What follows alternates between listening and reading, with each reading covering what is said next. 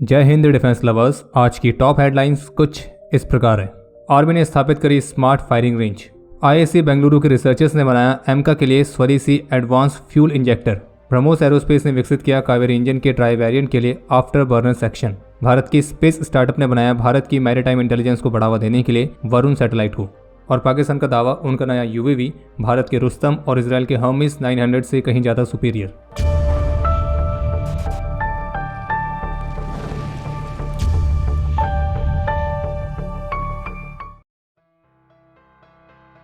Indian army ने धना में एक अत्याधुनिक smart small arms firing range का उद्घाटन किया है, जो कि इंडियन आर्मी के ट्रूप्स की ट्रेनिंग कैपेबिलिटीज को महत्वपूर्ण तरीके से बढ़ाएगा। और ये जो smart small arms firing range है, तो इसे स्वदेशी तौर पर Bholanath precision engineering private limited द्वारा विकसित किया गया है। और इस फैसिलिटी में एडवांस टेक्नोलॉजी की मदद से सोल्जर्स ट्रेनिंग प्राप्त कर सकते हैं। इसके अलावा एक अपडेट यह है कि भारत और अमेरिका के स्पेशल फोर्सेस की जॉइंट एक्सरसाइज, जिसका नाम है वज्र प्रहार 2024, तो इसका 23 नवंबर को समापन हो चुका है। और आर्मी की तरफ से दी गई जानकारी के मुताबिक इस जॉइंट एक्सरसाइज के दौरान दोनों देशों के स्पेशल फोर्सेस ने reconnaissance missions, joint team missions, unmanned aerial systems के एम्प्लॉयमेंट, स्पेशल ऑपरेशंस का एग्जीक्यूशन, स्नाइपर ट्रेनिंग और स्पेशल ऑपरेशंस में साइकोलॉजिकल वॉरफेयर के एस्पेक्ट्स की भी रिहर्सल करी है। और इसमें इंडियन आर्मी और यूएस आर्मी के स्पेशल फोर्सेस ने अपनी अपनी ऑपरेशनल स्किल्स को इंप्रूव करने और एक दूसरे के साथ मिलिट्री कोऑपरेशन को बढ़ाने पर फोकस किया। टाइम्स ऑफ इंडिया की तरफ से जारी की गई रिपोर्ट के मुताबिक आईआईएससी बेंगलुरु के रिसर्चर्स ने फाइटर जेट्स के लिए एक नेक्स्ट जनरेशन के high performance fuel injector system को विकसित किया है। और जो नेक्स्ट जनरेशन का फ्यूल इंजेक्टर सिस्टम है, इसे मुख्य रूप से भारत के upcoming 5th generation fighter jet AMCA में इंटीग्रेट करने के उद्देश्य के साथ विकसित किया गया है। और इस मामले पर टाइम्स ऑफ इंडिया के साथ बात करते हुए इस परियोजना से जुड़े हुए प्रोफेसर एस बासु की तरफ से बताया गया कि हमने एक हाई परफॉर्मेंस हाई शेयर्स वाले इंजेक्टर को विकसित किया है और ये बहुत ही असाधारण तरीके से स्मॉल ड्रॉपलेट्स को पैदा करता है, जो कि एक एफिशिएंट फ्यूल एयर मिक्सिंग और कंप्लीट कंबशन प्रोसेस के लिए बेहद जरूरी होता है। और इस नेक्स्ट जनरेशन के फ्यूल इंजेक्टर को एडवांस 3D प्रिंटिंग टेक्निक्स के माध्यम से विकसित किया गया है। और अपने डेमोन्स्ट्रेशन के दौरान इस फ्यूल इंजेक्टर ने वर्तमान समय में मौजूद अन्य सभी कॉमर्शियल ऑल्टरनेटिव्स की तुलना में सभी पैरामीटर्स में सुपीरियर परफॉर्म किया था। इसके अलावा स्वदेशीकरण को लेकर डिफेंस जर्नलिस्ट श्री अनंता कृष्णन एम की तरफ से भी एक अपडेट शेयर किया गया है कि स्वदेशी तेजस फाइटर के लिए विकसित किए गए स्वदेशी प्राइमरी एक्चुएटर्स अब बेहद ही जल्द तेजस फाइटर के लिमिटेड सीरीज प्रोडक्शन वाले वेरिएंट में अपनी उड़ान भरने के लिए तैयार हैं। और तेजस के लिए इन होम ग्रोन एक्चुएटर्स की जो इंटीग्रेशन टेस्टिंग है, उसे एचएएल के aircraft research and design centre के नेशनल आयरन बर्ड फैसिलिटी में कंडक्ट किया गया था। और ये आत्मनिर्भर भारत इनिशिएटिव के लिए भी एक महत्वपूर्ण माइलस्टोन है, क्योंकि अभी तक तेजस फाइटर्स में इस्तेमाल करने के लिए जो एक्चुएटर्स हैं वो हम दूसरी कंट्री से इंपोर्ट कर रहे थे। और जानकारी के लिए आपको बता दें कि जो एक्चुएटर्स होते हैं वो एयरक्राफ्ट के फ्लाइट कंट्रोल सिस्टम के बेहद ही क्रिटिकल कंपोनेंट्स में आते हैं, जो कि पायलट कमांड्स को एग्जीक्यूट करने के लिए अलग अलग तरह के सरफेस और सिस्टम्स की कंट्रोलिंग और मूविंग के लिए जिम्मेदार होते हैं। और इनका काम इलेक्ट्रिकल, हाइड्रोलिक या फिर न्यूमेटिक एनर्जी को मैकेनिकल मोशन में कन्वर्ट करने का होता है, जिससे एयरक्राफ्ट के फंक्शंस के ऊपर प्रिसाइज कंट्रोल मिल सके। मीडिया रिपोर्ट्स के मुताबिक कावेरी इंजन के ड्राई वेरिएंट के लिए ब्रह्मोस एरोस्पेस ने एक नए आफ्टर बर्नर सेक्शन को विकसित किया है। और क्लेम किया जा रहा है कि इस नए आफ्टर बर्नर सेक्शन के साथ कावेरी इंजन का जो ड्राई वेरिएंट है, तो वो अपने टारगेट थ्रस्ट को अचीव कर लेगा, जो कि है 80 से 81 किलो न्यूटन। और साथ में ये भी कहा गया कि जो ये ड्राई कावेरी इंजन के लिए आफ्टर बर्नर सेक्शन विकसित किया गया है, तो उसे बिल्कुल स्क्रैच से डिज़ाइन किया गया है। बाकी कावेरी इंजन का जो ड्राई वेरिएंट है, उसे मुख्य रूप से भारत के अपकमिंग यूसीएवी घातक को पावर देने के लिए विकसित किया जा रहा है। इसके अलावा एक अपडेट यह है कि रशियन न्यूज़ एजेंसी TASS के साथ एक इंटरव्यू में रशिया के डेप्यूटी फॉरेन मिनिस्टर की तरफ से कहा गया है कि भारत का रशिया के साथ मिलिट्री टेक्निकल कॉपरेशन निश्चित रूप से इंडियन आर्म्ड फोर्सेस को रीइक्विप करने और मॉडर्नाइज करने में एक महत्वपूर्ण भूमिका निभाएगा।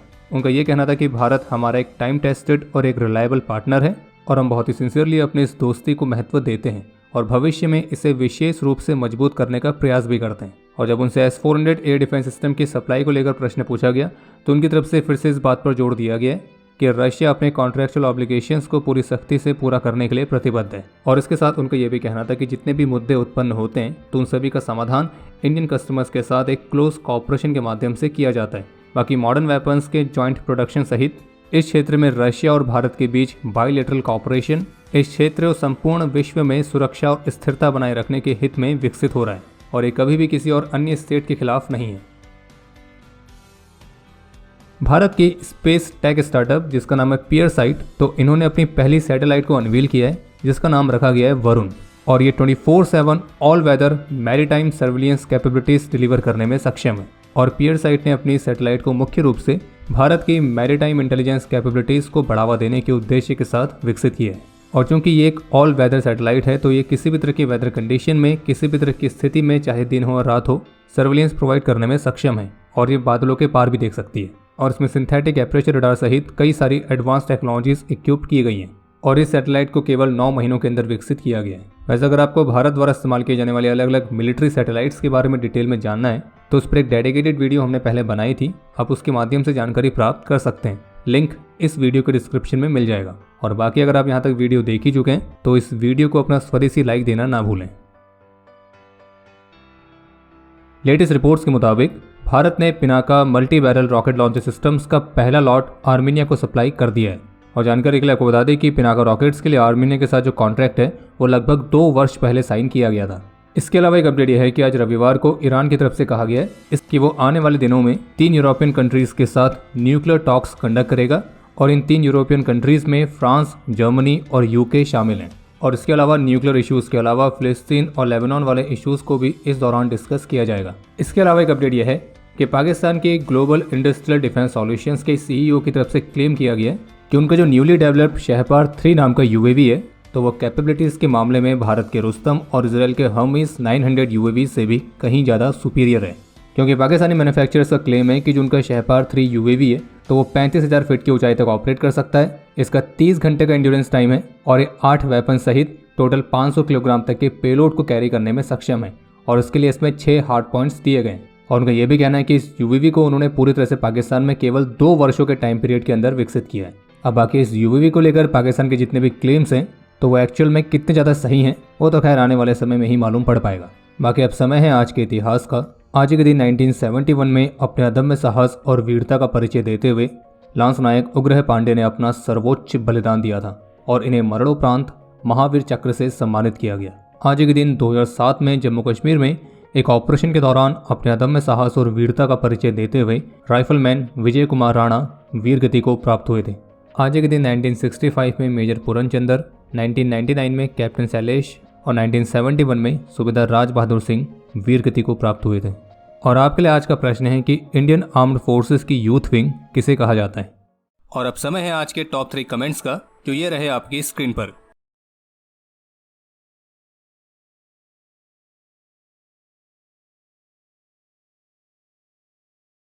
तो हमारे आज के इस एपिसोड के लिए इतना ही। उम्मीद है आपको एपिसोड पसंद आया होगा, कुछ नया जानने को मिला होगा। आप अपने सुझाव कमेंट सेक्शन में भी शेयर कर सकते हैं। और बाकी आप में से जो भी चैनल पर पहली बार आए हैं तो squadron.in पे जाकर नए डिज़ाइंस को चेकआउट जरूर करें। और अगर आपने अभी तक हमारे चैनल को सब्सक्राइब नहीं किया है तो सब्सक्राइब जरूर करें। हम जल्द मिलेंगे नए एपिसोड के साथ, तब तक के लिए जय हिंद, जय भारत।